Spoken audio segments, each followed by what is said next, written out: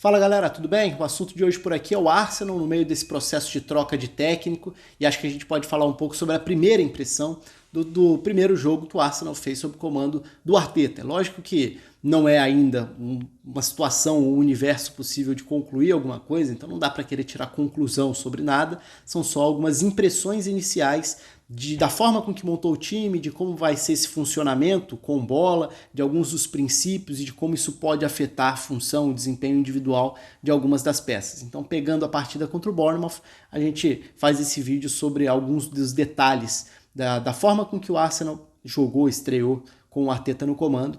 Antes, convido você a se inscrever. Se você ainda não se inscreveu, clique aqui embaixo, já se inscreva, ativa aí o sininho da notificação, deixa a curtida no vídeo, o comentário, que é sempre bem-vindo também. Você acha que o Arteta vai dar certo no Arsenal, o treinador para esse período do clube e tudo mais?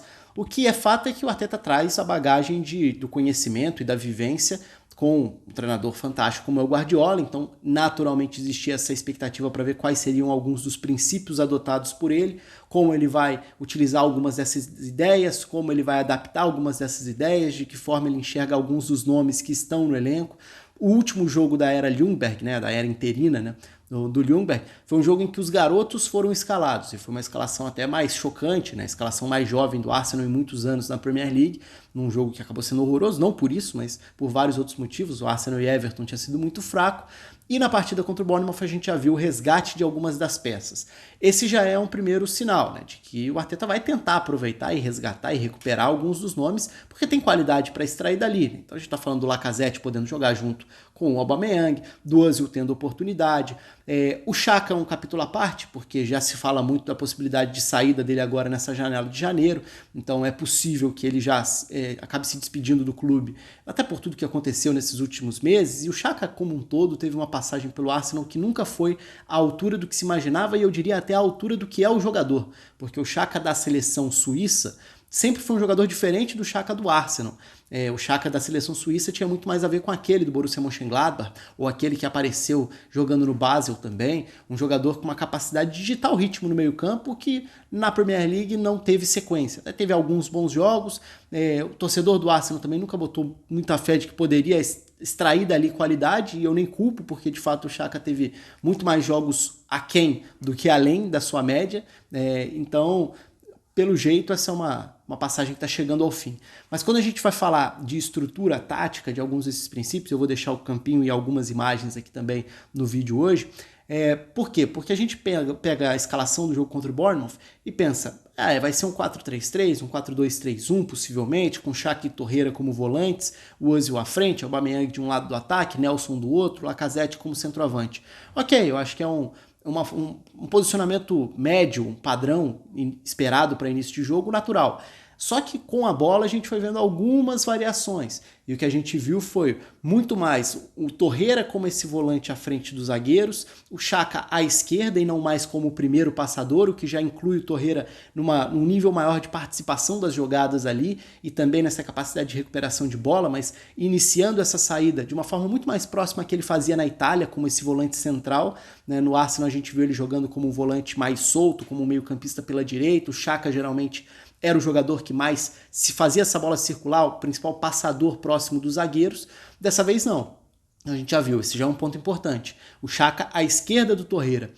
Outro ponto importante, Maitland-Niles jogando como um meio-campista pela direita. Aí já tem um ponto importante de fazer aquela relação Arteta, Guardiola, Manchester City, Arsenal, porque a gente já viu tantas vezes o Guardiola usando um dos laterais ou os dois laterais por dentro, né, atacando como meio-campista. O Maitland-Niles tem origem de meio-campista, inclusive, e jogou à direita. Então o que a gente viu foi um time que saía jogando com os seus dois zagueiros, e o Davi Luiz em especial tem muita capacidade para sair jogando e para achar esses passes mais verticais por dentro. Pela esquerda o Xhaka e à direita do Torreira o Maitland-Niles, fazendo esse papel de um lateral que não avançava, que sustentava muito mais a saída de bola, quase como, não diria um zagueiro pela direita, muito mais um volante pela direita nessa saída de bola que a gente poderia até definir como 2 e 3, né? 2 zagueiros, 3 meio-campistas. E mais à frente, aí entram os papéis dos jogadores que abrem o campo. Dentro dessa ideia de estabelecer posições pré-determinadas que são ocupadas, isso ficou muito claro, com o Bukayo Saka pela esquerda, usando todo o corredor. Embora fosse o lateral, era quem abria o corredor, quem se projetava por ali para receber a bola no pé ou para arrancar conduzindo a bola. E na direita, o Nelson fazia isso. Então eram os dois garotos os responsáveis por abrir o campo, cada um numa ponta, de formas diferentes. O Nelson numa faixa mais avançada do campo, o Saka vindo mais de trás por ser lateral. Então lateral de um lado, ponta do outro, os dois que abriam o campo. Isso dava, até o fato do Saka explorar o corredor, dava ao Aubameyang a liberdade para atacar por dentro, que para mim é o ponto principal. Se você vai ter o Aubameyang não como um 9 e mais como um segundo atacante ou como um ponta, é interessante que ele tenha a liberdade para atacar por dentro, que ele não fique preso a dar amplitude, a jogar colado à linha lateral, porque ele é muito mais esse jogador da chegada, da diagonal, para acelerar nas costas da defesa, para atacar a área, do que um jogador para ficar tão colado ao lado do campo. Então, e é até interessante para que ele explore essa parceria com o Lacazette, que nos melhores momentos de Unai Emery foi um ponto positivo também. O Lacazette sabe fazer esse pivô, sabe preparar, e o Aubameyang é especialista em romper a linha de defesa adversária. Então é uma combinação que pode ser promissora. Mas talvez o mais interessante de tudo isso, nesse funcionamento, nesse início de padrão, se é que a gente pode dizer dessa forma, porque foi só um jogo, então essas impressões iniciais, me agradou a forma com que o Özil foi encontrado no campo. Porque esse é um ponto que vira e mexe a destaque, né? Capacidade técnica, visão de jogo, isso ninguém discute, o alemão tem demais. Só que a forma dele ser acionado, os momentos em que ele aparece, ou a frequência que ele aparece, acaba sendo fundamental. Porque muitas vezes é um jogador apático, numa rotação abaixo, que não participa tanto do jogo. E a gente viu em trechos do primeiro tempo e do segundo, o Özil ser muitas vezes acionado na mesma faixa de campo, que foi a meia pela direita, não aberto, mas quase como um meio campista pela direita. Então se o Aubameyang ataca da esquerda para dentro, se os corredores são de Saka e Nelson, se o Xhaka arma o jogo à esquerda do Torreira, o Özil recebe um pouco mais à frente à direita, mas com liberdade para receber essa bola nas costas dos volantes, entre as linhas do adversário. E o Arsenal algumas vezes conseguiu encontrar o Özil por ali. Se a gente olha até no mapa específico de passes para ele, a gente vai ver que o Torreira muitas vezes foi quem acionou o Özil, o Maitland-Niles em outros momentos foi quem fez essa bola chegar até ele, ou o próprio Nelson da direita, foram algumas das conexões mais frequentes, mas a forma com que ele recebe essa bola, com um campo um pouco mais aberto, e aí, claro, também tem a ver com a forma que o adversário vai identificar ou não esses movimentos para marcar e limitar essa influência dele no jogo. O Bournemouth teve dificuldade para achar essa movimentação, mas o Özil recebendo essa bola com o campo para acelerar, e aí essa aceleração não precisa ser o jogador mais rápido do mundo, mas a aceleração pode ser em enxergar uma jogada e decidir pelo passe certo, em receber com o campo para girar e avançar e conduzir essa bola à frente. E se o Özil recebe nessa condição, ele é um jogador que pode fazer diferença, pela enorme capacidade técnica que tem.